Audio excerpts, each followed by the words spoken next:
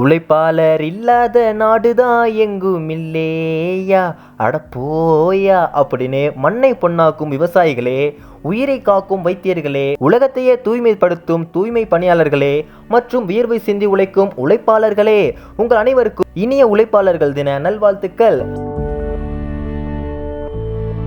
உழைப்பாளர் தினம்னா என்ன, யாரெல்லாம் அதை கொண்டாடுறாங்க? இங்கே எல்லாருமே ஒவ்வொரு வகையான வேலை தாங்க செய்கிறோம். ஆட்டோ ஓட்டுறவங்கலேருந்து ஐடி கம்பெனியில் வேலை செய்கிறவங்க வரைக்கும் எல்லாருமே ஒன்று தாங்க. கஷ்டப்பட்டு வேலை செஞ்சாலும் அது இஷ்டப்பட்டு வேலை செய்கிறவங்க தாங்க இங்கே அதிகம். ஆரம்பத்தில் வெள்ளையர்களுக்கு அடிமைகளாக இருந்த காலகட்டத்தில் 20 மணி நேரம் வேலை வாங்கியிருக்காங்க. அப்புறம் அமெரிக்காவில் 10 மணி நேரம் தான் எங்களுக்கு வேலை வேணும் அப்படின்னு ஒரு போராட்டத்தை நடத்த அந்த கோரிக்கைக்கும் ஏற்றுக்கிட்டு அமெரிக்க அரசாங்கம் உத்தரவு கொடுக்குறாங்க. இதை பார்த்த ஆஸ்திரேலியா 8 மனுஷ வாழ்வை பிரிச்சுக்கோ அப்படின்னு 8 மணி நேரம் வேலை, 8 மணி நேரம் உறக்கம், 8 மணி நேரம் பொழுதுபோக்கு அப்படின்ற ஒரு கோரிக்கையை முன்வைக்கிறாங்க.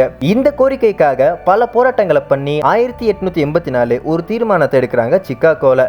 அது என்ன அப்படின்னு பார்த்தீங்கன்னா, 1886 மே 1ஆம் தேதியிலிருந்து 8 மணி நேரம் தான் வேலை செய்யணும் அப்படின்ற தீர்மானம் தாங்க.